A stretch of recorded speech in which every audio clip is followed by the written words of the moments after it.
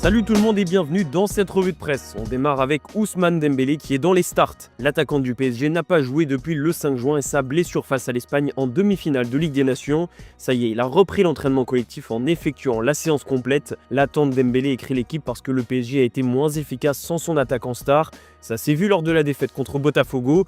Même s'il est de retour, le PSG ne veut pas prendre de risque contre Seattle. L'ancien du Barça pourrait donc démarrer la rencontre sur le banc de touche. Après le match contre Seattle, il y aura 3 destinations possibles pour Paris.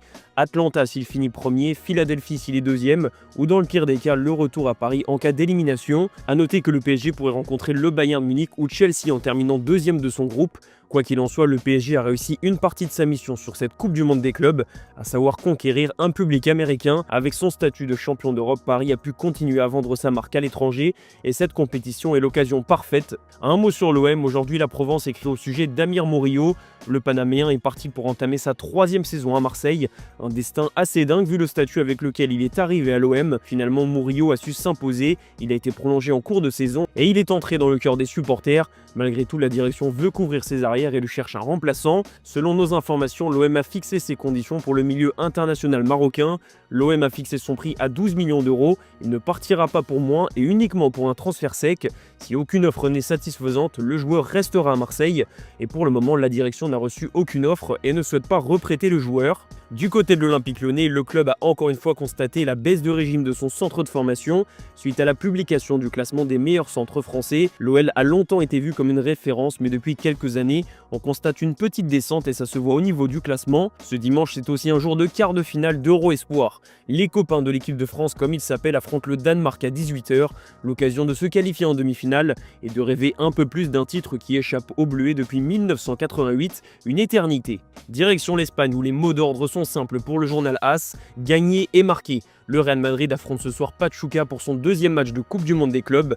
Un match que Kylian Mbappé verra de loin. L'attaquant français n'est pas encore remis de sa gastro, donc il n'a pas été convoqué par Xabi Alonso, même si le coach espagnol s'est montré rassurant. Il va mieux, il est de retour à l'hôtel après être sorti de l'hôpital. On va voir. Pour la rencontre de dimanche, ça sera compliqué. On espère l'avoir avec nous contre Salzbourg. En tout cas, pour Salomon Rondon, l'attaquant de Pachuca, le Real Madrid a de quoi le remplacer.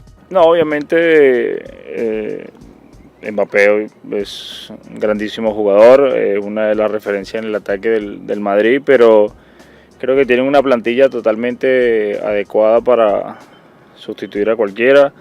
Los jugadores que salgan a jugar es porque tienen la calidad suficiente para representar esa camisa, así que nada, nosotros tenemos que estar pendientes de nuestro partido, de nuestro juego, aferrarnos a nuestro plan y de ahí en adelante pues, intentar dar lo mejor de nosotros. Et justement, à la place de Kylian Mbappé, on devrait retrouver le jeune Gonzalo Garcia, déjà buteur contre Al Hilal.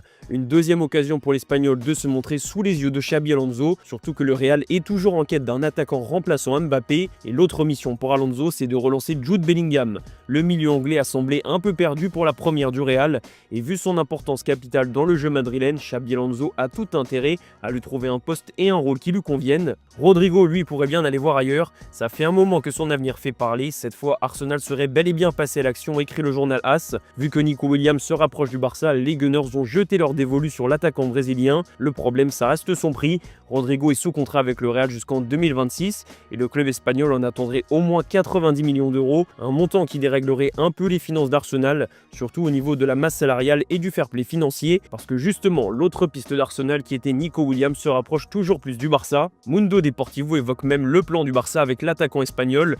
Il pourrait être aligné sur le côté gauche, ce qui pourrait permettre à Rafinha d'être réaxé dans un poste de numéro 10. En attendant, le Bayern ne perd pas espoir et serait toujours en train de tenter sa chance avec l'ailier de l'Athletic Bilbao. Ça sera tout de même compliqué puisque Nico Williams est déterminé à rejoindre le Barça.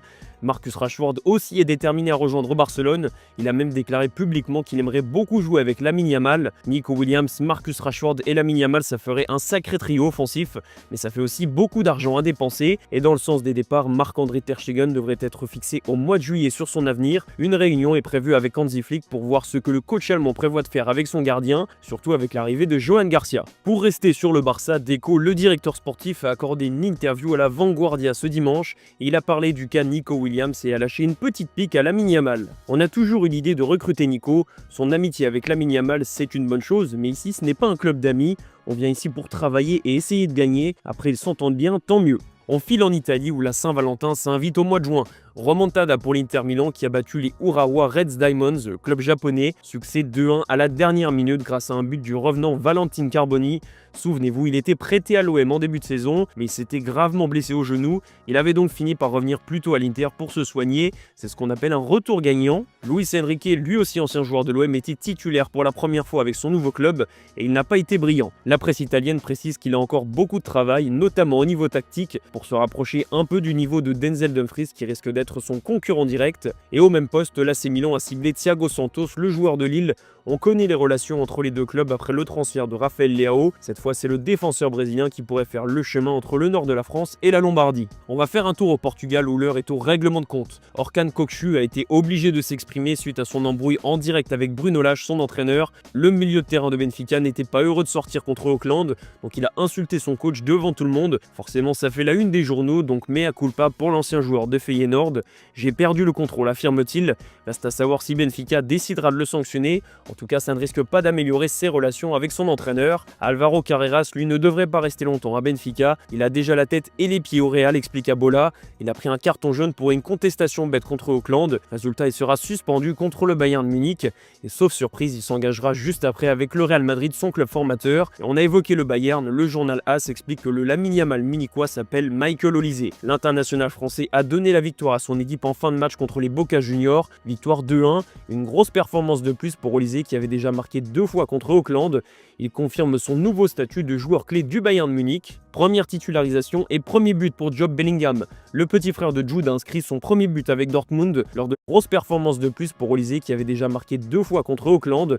Il confirme son nouveau statut de joueur clé du Bayern de Munich. Première titularisation et premier but pour Job Bellingham. Le petit frère de Jude a inscrit son premier but avec Dortmund lors de la victoire à suspense 4-3 contre les Sundowns. Job Bellingham a exprimé toute sa joie après la rencontre. First start, first goal, first play of the match. Pretty good day at the office, I guess. Yeah, for sure. It's a little bit surreal, really. When the ball hits the net, it's just crazy. Everything happens so slowly. But yeah, I'm really pleased. Lads have really helped me settle in, and it's been a different experience because rather than signing and having a summer off, I've got a chance here and an opportunity to meet everyone and get to grips with how we play and how the coach wants us to play as a team. So on and off the pitch, it's a really beneficial experience for me. I think to be here with the team so soon, they get to know me better and I get to know the team, as I've said. So yeah, I think it's been really positive so far. On va finir cette revue de presse en Angleterre. Drapeau rouge titre le Daily Mirror. Au menu du jour, l'avenir de Jadon Sancho qui a des courtisans en Italie.